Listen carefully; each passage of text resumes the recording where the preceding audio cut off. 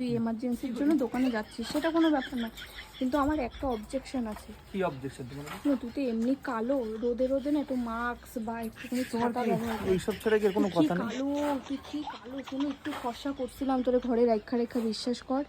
এই রোদে বেরোয় বেরো আবার কালুয়া হয়ে যাইতেছিস, তারপরে আমি কালো করলে তুই রাইগা যাস। আমি একটা কথা বুঝি না, আমার বর কালো হয়ে যায় রোদের মধ্যে, আর কালো করলে রাইগা যায়।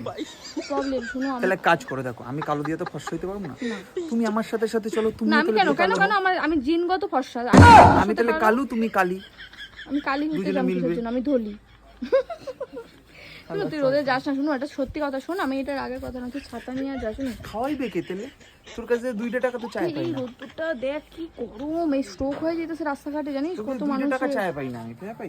আমি টাকা কোথায় পাবো, কিন্তু তুই কালো হয়, তুই বিশ্বাস কর, তুই ভীষণ কালো। ই বাবা, কি কালো কি কালো, এ মানে রাম আমার রাম। মান সম্মান তুমিই খাইতেছো। কি দেখ তুই ক্যামেরা, এটা আইফোন, কেউ কইবে আইফোনে সব ধরা যায়, একদম বাস্তব পুরো মানুষের কালো। রোদ্দুরের মধ্যে খাটনি করা কেমন ইনকাম করে জানিস? ভালো লাগতেছে, শুনো তুই। বাড়িতে বসে পায়ে যাও তো এসে চলে আর উমান পাও না। আচ্ছা যা, সাবধানে যা, রোদের তাপটা গায়ে লাগাস না, তাইলে হইবে।